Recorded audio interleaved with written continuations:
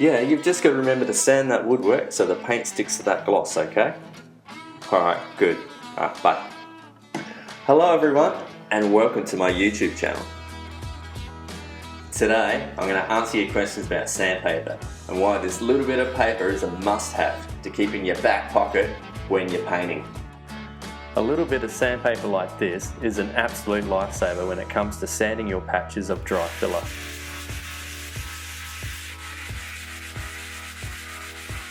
Sanding back lumps and bumps on walls, and to key in glossy surfaces so that the new paint can adhere to it. That's why sandpaper is third on my top 3 must-haves that all painters need to have on them when painting. All my painters have sandpaper on them. Well, they should have.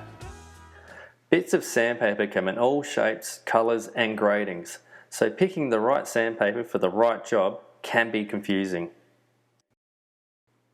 Generally, painters will use 40 grit sandpaper to about 120 grit sandpaper, depending on what needs sanding.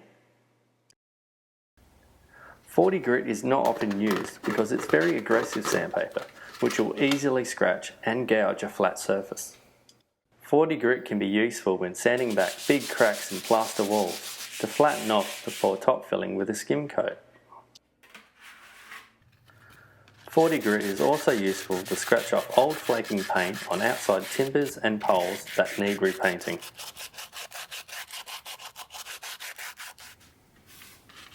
.60 and 80 grit sandpaper are perfect to sand back your previously painted woodwork back to bare timber, ready for staining or undercoating if you choose.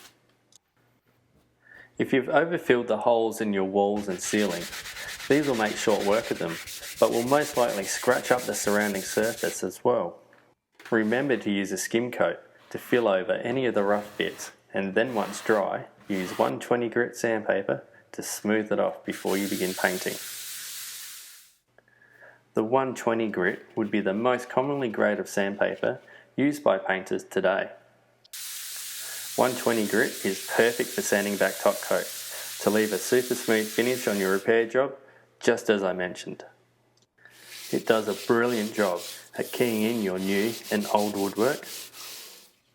It's also great for knocking off those bits and pieces that are stuck on your wall without heavily scratching up the wall surface. Obviously, as I've just explained, do not use 40 or 60 grit sandpaper to sand down a flat glossy door to make ready for painting. You will destroy the look of the door by scratching the hell out of it, and you will probably have to replace the whole door. Also, do not use 80 or 120 grit sandpaper when you need to sand a big hard lump of filler flush to a flat surface. You will end up going through a whole roll of sandpaper and exhausting yourself with repetitive sanding backwards and forwards. No one has time for that.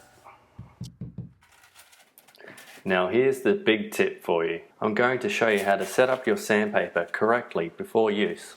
You don't just tear off a square and sand with it. Sandpaper's smooth paper on one side and gritty on the other. The paper will grip on the rough side, causing your hand to slip on the smooth side. Sanding like this will make holding onto the sandpaper hard work. The correct method for sanding is to firm up your sandpaper so it can't slip out of your hand and you're able to give the surface a good rub. You can do this by folding your sandpaper 3 times and then tear the square off the roll along the final fold line to get a straight edge. And also, you have 3 sides of sandpaper to work with.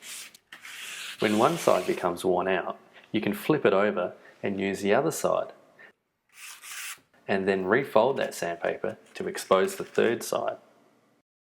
And now you're ready to start sanding like a pro, so have a go. Tell them no, they can't go home early. I have a roll of sandpaper with me now. I'll be there in 10 minutes. Bye. Thanks for watching, guys. If you found this video helpful, please give me a thumbs up and click on that subscribe button, which will really help my channel out. I'm going to be making more Q&A videos, so feel free to ask me anything in the comments below. Thanks again for watching, and I'll see you in my next video. Happy sanding!